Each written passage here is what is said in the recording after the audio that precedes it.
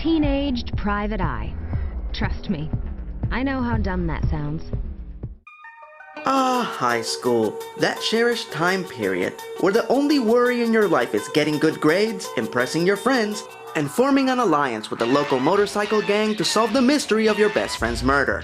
God, I miss those days. Open up your case files, get your telephoto lens, and make sure that there are fresh batteries in your taser. This is Veronica Mars. A long time ago, we used to be friends, but I haven't thought of you lately at all. If ever again, a greeting. Greetings, fanboys and fangirls. I'm Erod, and I'm the Blockbuster Buster, and I love mysteries. Nancy Drew, Ellery Queen, Grace Point, Sherlock Holmes. Who cares about decent? The game, Mrs. Hudson, is on. But I like good mysteries. Most of those old people mystery shows they show on TNT, I find to be very pedestrian. I'll check out Bones and Castle every great now and then, but only because they have actors that I like in them. But for the most part, I'm a mystery snob. So when I say that Veronica Mars is one of the absolute greatest mystery series I have ever seen, just know that that statement holds a lot of weight. Now let's go back to the beginning as we take a look at my Mars Investigations Case Files.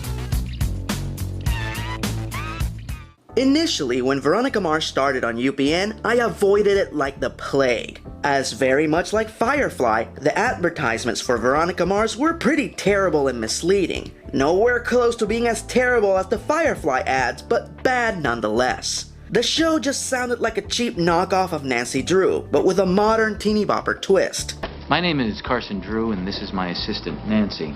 So I avoided watching Veronica Mars for the entire first season. Then suddenly, all these people that I greatly respect, like Kevin Smith, Joss Whedon, Lucy Lawless, and Jamie Lee Curtis, just came out of the woodwork and proclaimed to be fans of the show, labeling it as one of the greatest shows on television. Now I don't know about you, but when my heroes make such a bold claim, I listen. So I decided to give Veronica Mars a chance. So before season 2 started, I went to Blockbuster Video, yes, that's how long ago that was, and I rented the entire first season on DVD. And that is how my experience with Neptune's Greatest Sleuth began. Now, before I start talking about the series, I would like to remind all of you that since this is a mystery show, and I could potentially give away the mysteries of each season, I'm going to limit my analysis of each season as an effort not to spoil the show for anyone, at least while I talk about seasons 1 and 2. Season 3 is a different story, but we'll jump off that bridge when we get to it. Now let's begin with Season 1. As the inaugural season began, we are introduced to our titular character, Veronica Mars, played by the lovely and talented Kristen Bell. Veronica starts out as your typical spoiled teenager born into a life of privilege, due to her father being the town sheriff. Because her father, Keith Mars, played by Enrico Cogliantoni, holds such an important position of power in Neptune, Veronica gets to pal around with the sons and daughters of the richest people in town, namely her best friend, Lily Kane, played by Amanda Seyfried, the daughter of Jake Kane, the most powerful man in Neptune. Then suddenly, Veronica's very simple life gets very complicated very quickly, when Lily is found dead. Keith suspects Jake Kane to be the primary suspect on the case, but accusing the most powerful man in town of murder bears its consequences, as Keith loses his badge and is booted out of office. The shame of the event causes Veronica's mom to become an alcoholic, and eventually, she abandons her family. Keith is forced to open a detective agency to support what's left of his family, and after being plunged into poverty, Veronica is abandoned by her alleged rich friends. And right when things couldn't possibly get any worse, Veronica is roofied and raped at a party. Traumatized, ostracized, and violated, Veronica decides to stop being a victim, stop mourning the death of her best friend, and actually do something about it. So she applies everything she ever learned from her father's many years in law enforcement, and she starts trying to solve Lily's murder on her own. I'll find closure when Lily's killer's rotting away in prison. In the process of trying to solve what appears to be an impossible case that the police themselves can't solve, Veronica becomes a pretty damn good sleuth, surveillance expert, lockpicker, and revenge artist. It's just like she said. Found the fake in his locker. Process of elimination. I didn't do it. What, me? Are you crazy? How else do you explain the $250 in your wallet? Cough it up. Big deal. This money's mine. It doesn't prove anything. Why don't you take a closer look at the one on top? Read what's written over Grant's head. Veronica Mars is smarter than me. Oh, you stop it. And by mere accident, her skills become publicly known, and a lot of her classmates begin hiring her to solve minor cases. I don't care what they say about you, Veronica Mars. You rock. Yes, I do. I also take cash. This is one of my favorite aspects about Veronica Mars. She didn't intend to become a teenage detective. This girl, she's our age, and she's a detective. She also a cartoon. Veronica just wanted to find out what happened to her friend and why. And only by mere happenstance did she become an amateur sleuth. I hear you do detective stuff for people. I do favors for friends. I can pay. Sit down, friends. Thankfully, through this experience, Veronica gains new allies that are far superior to the rich stuck-up assholes she used to hang out with. First, we have Veronica's new best friend after Lily's passing, Wallace Fennell, played by Percy Daggs III. Wallace is literally the Watson to Veronica's Sherlock. Elementary, my dear Wallace. No duh, Sherlock. A kind-hearted, loyal companion who is very much willing to throw down if his loved ones are threatened. Yeah, alright then. Whoa! Hold on, son. Hold on. They were one awesome duo. Kristen and Percy's chemistry was excellent. Wow, you're a 30% danger-loving, girl-touching rock star. More like 1 point away from being cool. Here. Now you're a big stud. Happy? Wallace. There was never a doubt in my mind that these two were long-term friends, who had an affinity for solving crimes together. Remember Tracy James? You mean? Yes. Those boobs named Tracy James that went to Neptune and are now a Bruin cheerleader. She says our best bet is the booster dinner. Another crucial ally that Veronica gains is Cindy McKenzie, otherwise known as Mac, played by former child star Tina Majorino. Mac is the obligatory tech girl that nearly every show has to have these days, providing Veronica and Wallace with whatever computer-related help they might need. Look, I'm happy to be the cutie to your bond, but crime pays. Last but not least, Veronica builds an uneasy but entertaining alliance with the leader of the local motorcycle gang, Eli Weevil Navarro, played by Francis Capra. Weevil is the leader of the Pacific Coast Highway Bike Club, or PCHers for short. He serves as Veronica's eyes and ears on the street. When she needs info about the seedy underworld of Neptune, Weevil is whom she turns to. She doesn't actually pay him for this service. Instead, they compensate each other through an unspoken system of favors. Veronica will clear Weevil of whatever faulty charges the racist sheriff's office is accusing him of this week. All the while, Weevil and the PCHers provide Veronica with the intimidation factor that she lacks. You heard there was a sale. Everything's on clearance. What do you guys want? I don't know. Sometimes the girls get put off by this old motorcycle jacket. Do you think something in suede might make me seem more accessible?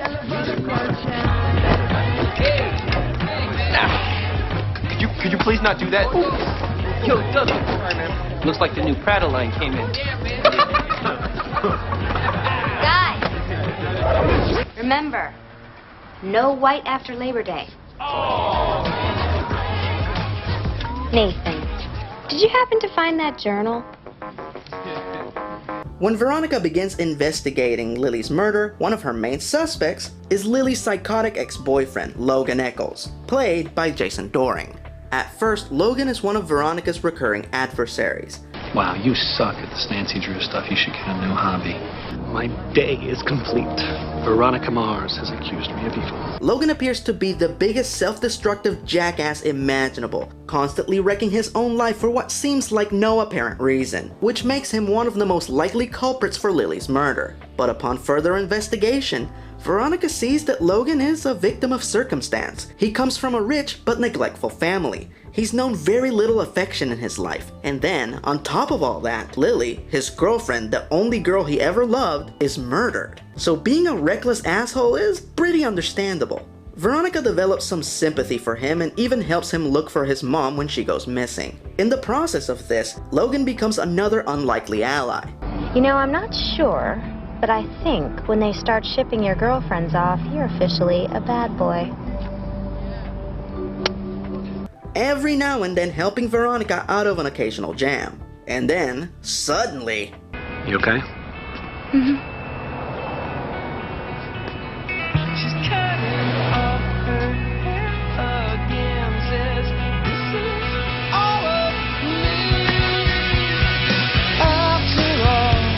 I have to say, when this moment happened, I did not see it coming. But at the same time, it felt strangely natural. Both Veronica and Logan are misfits, who lost the person whom they loved the most. Neither of them truly fit in anywhere, so it made perfect sense that they would find comfort and refuge with each other.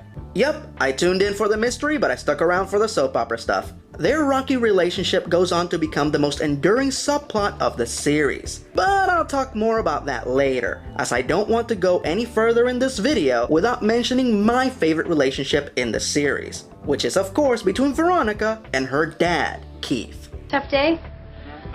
That ain't the half of it. See, this dame walks in and you should have seen the getaway sticks on her. Says something's hinky with her old man. Did you put the screws to him? You ain't kidding. He sang like a canary. This is the greatest, most entertaining father-daughter relationship I have ever seen in anything. What Kristen Bell and Enrico Colantoni created in this show went beyond just having good chemistry. It was simply magical. This is just like that time we went to Disneyland. If I have another altercation with Snow White and her disapproving dwarfs, you're taking Sneezy this time. Okay. Shut no. The park is closed. The walrus out front should have told you.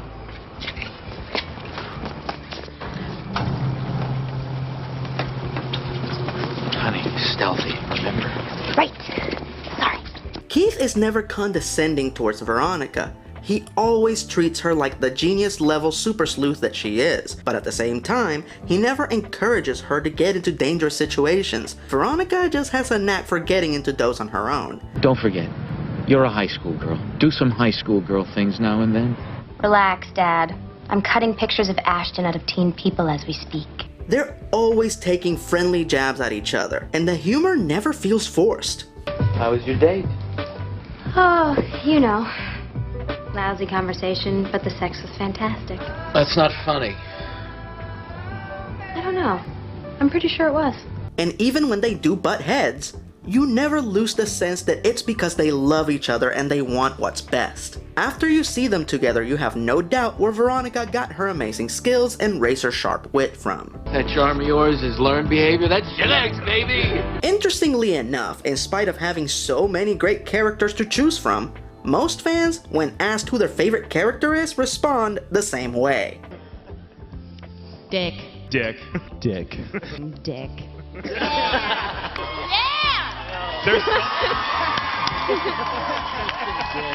Yes, Dick Casablancas, played by Ryan Hansen. Dick is, well, he's just a dick. We're a frat. Why rape the cow when you're swimming in free milk?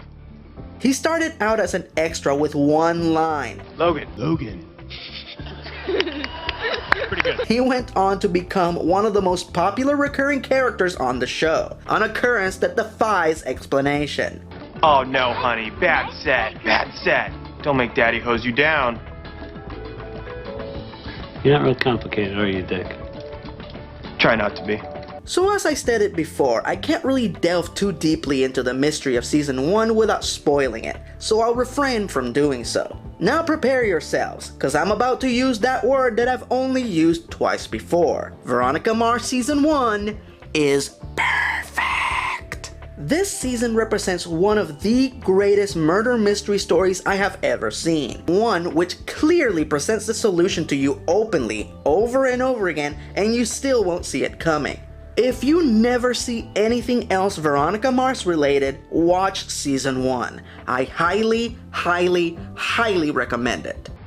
I don't see how you do it. Do what? Deal. The way people talk about you. Does it bother you, the things they say? No. Here's what you do. You get tough. You get even. Really? Works for me. Season 2.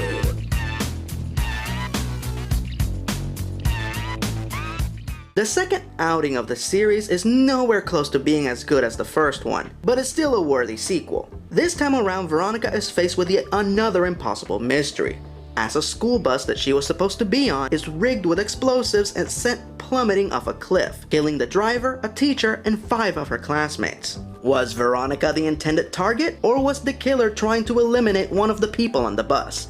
Only Veronica Mars is smart enough to pull the thread and unravel this mystery.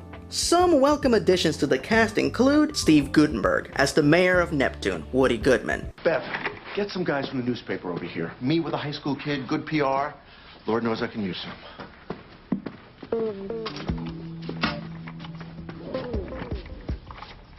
Mr. Goodman, Logan Eckel. Good to meet you, sir. Aaron's son, right? Oh, great essay. Powerful stuff. It came from the heart. Cancel that last request I made. All right then, first things first. And his ditzy daughter, Gia, played by Breaking Bad's Kristen Ritter. If you ever want to see Kristen's amazing talent at play, watch her on both this show and Breaking Bad, so you can see the stark difference between her characters. It's amazing. For a friendship to work, you have to be completely honest, which is something I have absolutely no problem with. But you run from the truth. Only when it's chasing me. Do you know what I think? I think you use sarcasm and anger as a way to keep people from getting too close to you. You know, I do. But it doesn't always work. Tell me what you think about me. Seriously. Be completely honest. Dance with me. Oh. All I can say is I'm really looking forward to seeing her play Jessica Jones in the upcoming Marvel Netflix series. Charisma Carpenter also joins the cast, playing basically an older version of Cordelia Chase. Look, kid, I've worked very hard over the years to avoid working. Oh, and her fellow Buffy alum, Allison Hannigan, plays Logan's spoiled sister, Trina. A tart from a tart. He is the sickle wit. Can I ask you something? You look at that. There was a string attached to my Pop-Tart. Which I consider to be the greatest miscast in the entire series. I love Allison Hannigan, she's a great actor, but this just wasn't the right part for her. I just never bought her as a pretentious wannabe actor. So, is this your much older sister I've heard nothing about? Oh yes, where are my manners? Kendall Casablancas, Trina Eccles. Rode hard, meat put away wet.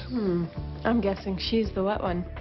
Well, I'd love to stay and chat, but I've got places to be. Where? Is there a club where you, Dee Dee Pfeiffer, Joey Travolta, and Melissa Rivers all meet for drinks? There is. I don't think you'd like it. It's 21 and over. We're hitting an after party at Chuck E. Cheese, though, if you're free. This is also the first season in which they start hinting that Veronica might just become an FBI agent sometime in her future. Before we go in there, you should probably know something about Veronica Mars. We need to be careful with this one. She's slippery. Sheriff, we have interrogated Al-Qaeda members at Gitmo. I think we can handle the teenage girl. But more on that later. As I stated before, Season 2 was still a worthy installment to the series, so if you love Season 1, you might want to check out Season 2. Yes, Douglas. I'd like to nominate Veronica Mars. Like, ironically? Yeah, she's badass, smoking hot, and overall nice to come home to. Zippy the Pinhead with a smashing idea. My ass would make a better homecoming queen. You should nominate Veronica. She deserves it. Remember when she helped me find my dog? She was totally nice to me, even though we barely knew each other. Plus, she found Polly the parrot last year. Veronica Mars. Saving the world, one pointless act at a time. Veronica's so good at helping people. If you ever need any help, you should ask her. What's this girl?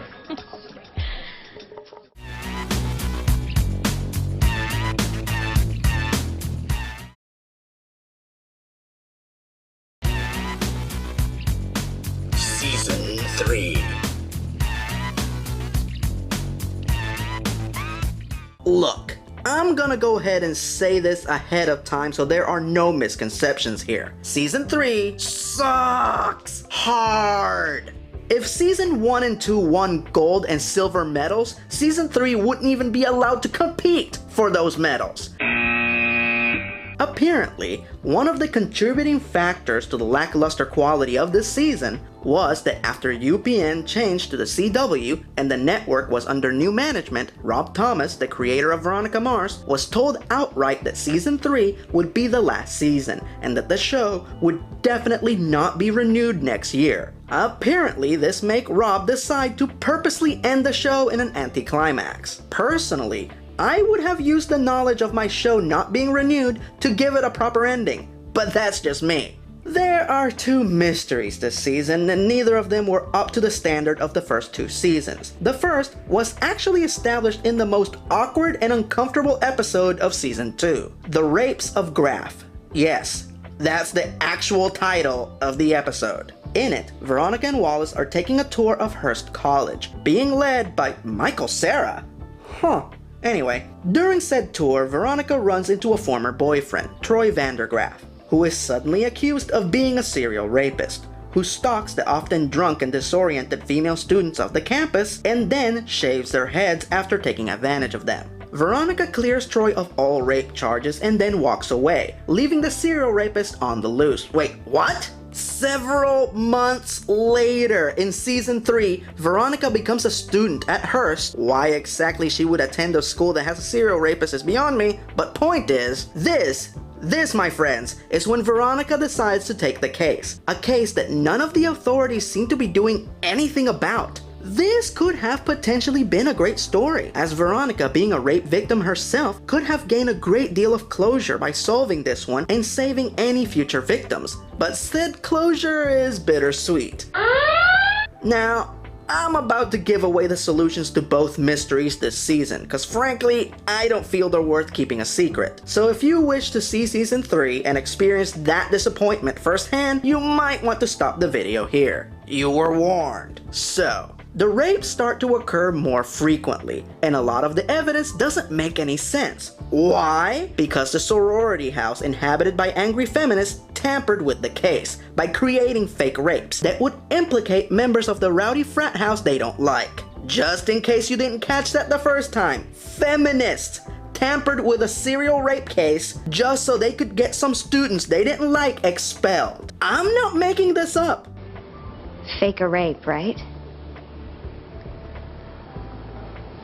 Possibly a series of rapes. How many of them were real? I mean, other than Chip Diller's. There hasn't been any forensic evidence. No semen, no hair found on any of the victims. The Greeks would be gone if you hadn't gotten them off. Are you proud of that fact? The moral superiority would fit better if there wasn't already one fake rape on your resume. Yeah, tampering with a rape case and falsifying evidence, therefore ensuring that the rapist will not get caught so more girls will potentially get hurt, is not a very feminist thing to do. Not to mention that these militant dumbasses assault one of the boys from the frat house, shave his head, and shove an Easter egg up his ass. Worst Easter egg hunt ever. Can't tell if they recycle Keister eggs.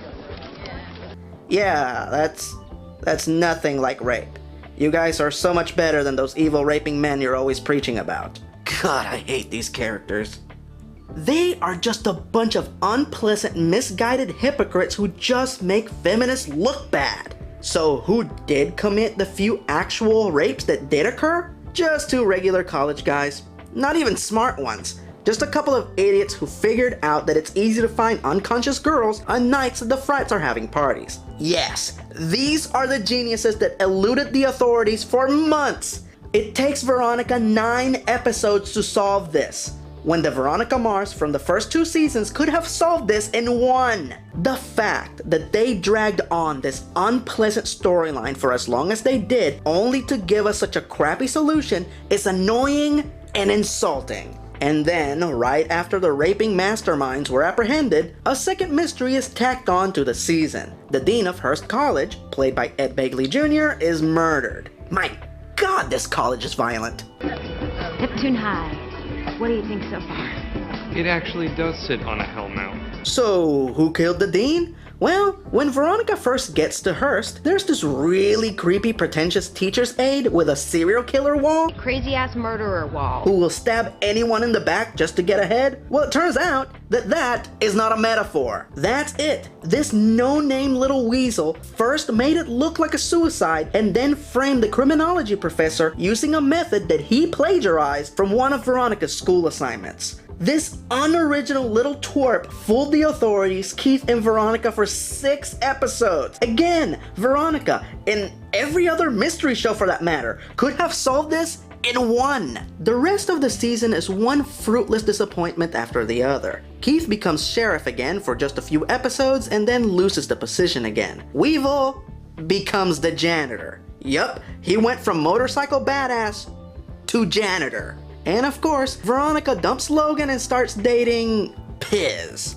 His name is Piz. Well, actually, his name is Stosh Piznarski, but he wants people to call him Piz. Piz is Piz. Yeah, Veronica left the smolder for Piz. The final episode of the series, The Bitch Is Back, is a big throwback to season 1, as Veronica is videotaped having sex with Piz. And then the video is uploaded to the internet. Veronica's search for the culprit leads her to some kind of an idiotic mass conspiracy involving one of the major antagonists from season 1, Jake Kane. Throughout the episode, we see Veronica go back to the recurring gimmicks from the first 2 seasons. Wallace assists her, Weevil does her a favor, Mac does computer stuff, Keith and Veronica have their standard dramatic disappointment, only to come to a happy resolution at the end. This ending was bittersweet to say the least. Shortly after, there was a failed attempt at rebooting the series, with a new show detailing Veronica's years with the FBI,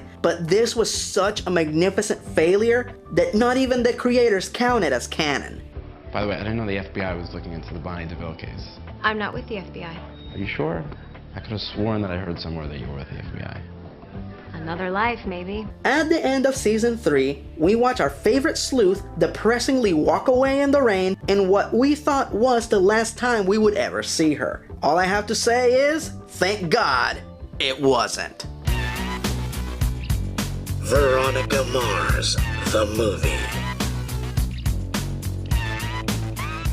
Season 3 was so disappointing that when it was publicly announced that the show was being cancelled, the announcement didn't bother me at all. As far as I was concerned, the show died at the end of season 2. Then, in 2012, rumors of a possible Veronica Mars movie started to arise. As it turns out, Warner Brothers was willing to greenlight the movie if Rob Thomas could manage to raise part of the budget himself. So, he turned to Kickstarter, got the actors together to shoot a video asking the fans to donate, and offered cool prizes to the more generous donors. Because I felt that Veronica Mars deserved a more triumphant ending than the depressing sputtering whimper that was season 3, I happily donated, but I didn't give it any further thought. But lo and behold.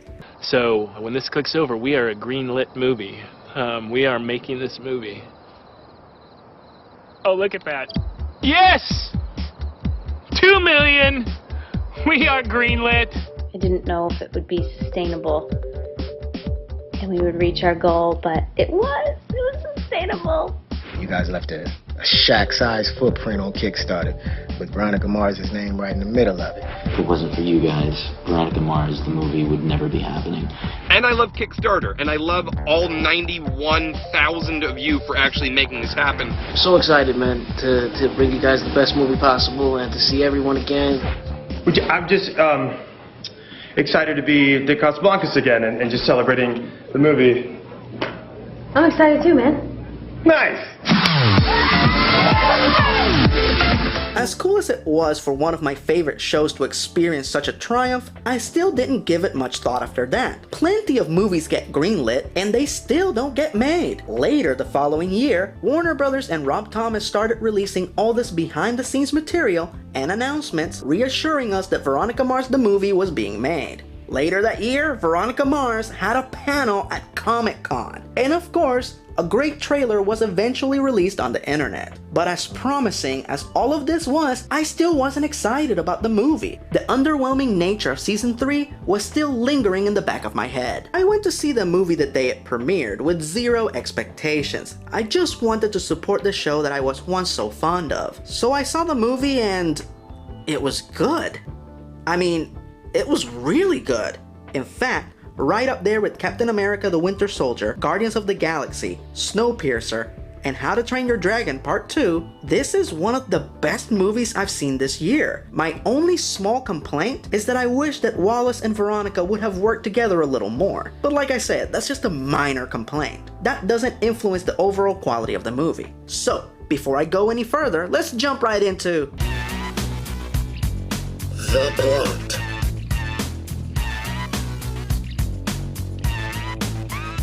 The movie picks things up 9 years after the events of the show. As Veronica's high school reunion looms near, we find that she hasn't been sleuthing since she cost her father his second chance at being sheriff, and is right on the verge of becoming a lawyer at a major firm in New York. Oh, and she's also engaged to marry Piz. Ugh. Then suddenly she gets the call. I need your help, Veronica. Logan is being accused of murdering his fiancée, so Veronica is dragged back to Neptune to take on one more case. Just when I think I'm out, they pull me back in. Cue the theme song.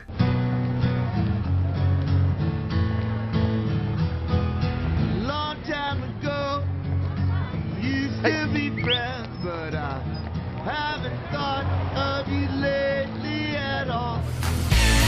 Come on now, honey. Bring it on, yeah. Just remember me when you're good to go. Come on now, sugar. Bring it on, yeah. Just remember me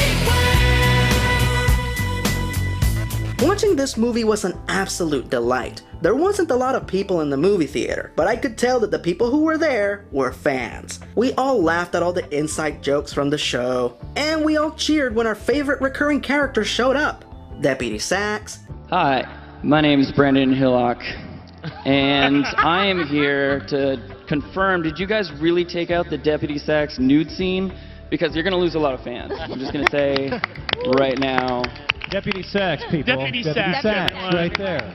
Brandon, we asked you not to wear your wardrobe from the movie. Cliff, Keith's lawyer and best friend, played by the great Darren Norris. I don't see why you couldn't just open the door. It's a funny story, actually. Just please don't judge. You can laugh privately later. I don't suppose you have a key?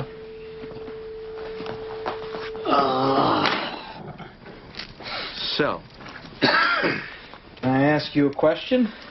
Oh, she said her name was Daphne. No. How did you call me? Acrobatically. And of course, Keith's recurring private eye adversary, Vinny Van Lowe, played by Ken Marino. Oh, Vinny, your underhanded sleazy shenanigans brought much laughter in my home. Private eye, I'm watching you. They see your every move. Yeah, Veronica Mars, I'm watching you. Private eyes, I'm watching you. Favorite scene.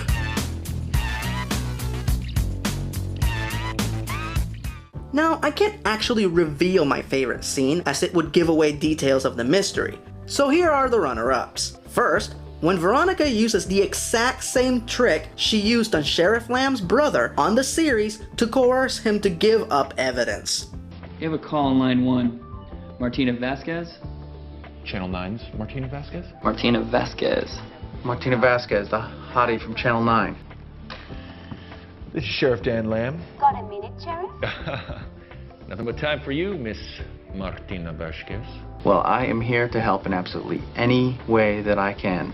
By the way, I caught your most recent piece on the morning after pill. It was informative. Well, thank you, Sheriff. I'm glad you enjoyed it. You have something I'm dying to get my hands on, Sheriff. Well, vice versa, Miss Vasquez.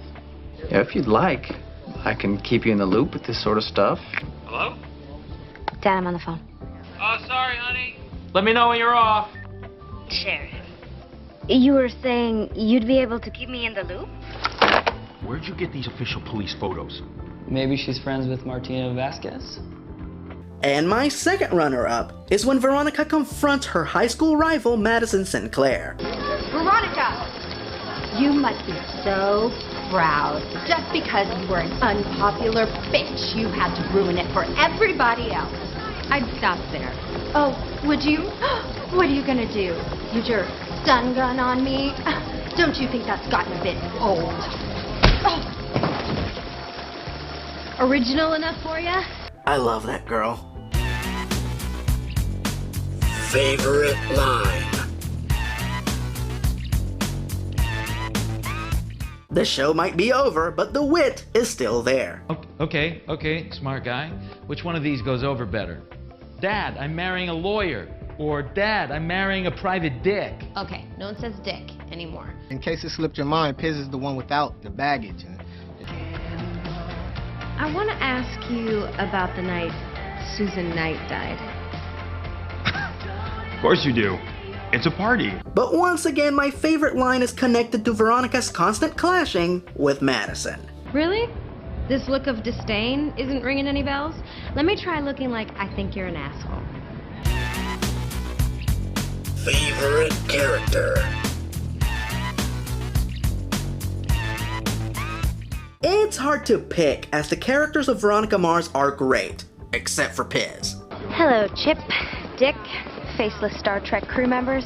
But when forced to choose, I always go with Keith. Keith Mars is awesome. He's a good dad, a good detective, he's funny, he's badass, and like James Bond, he always has a different hot girlfriend in every season. He may not get to do as much in the movie, but if I went to an autograph signing, Rico would be the first person I would line up for. Now I want you to pack your bags and get out.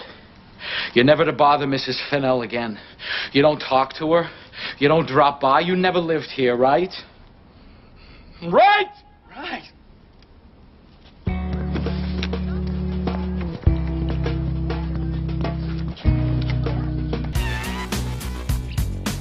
Final verdict. Veronica Mars was the little show that could. A program whose wit and charm and sophistication completely outdid and surpassed shows that had bigger budgets and bigger stars, bypassing all of that fluff and gifting us with one of the greatest female role models in the history of television. Veronica was tough and brave and brilliant, often saving the day with nothing but her wits and determination. I'm not surprised that millions of people stepped forward and donated money to have the movie made, because the world needs a hero like Veronica Mars. Yeah, I may be a buster of bad movies, but I'm also a marshmallow. 10 points on the badassitude meter! If you love mysteries, witty banter, and great characters, give it a watch.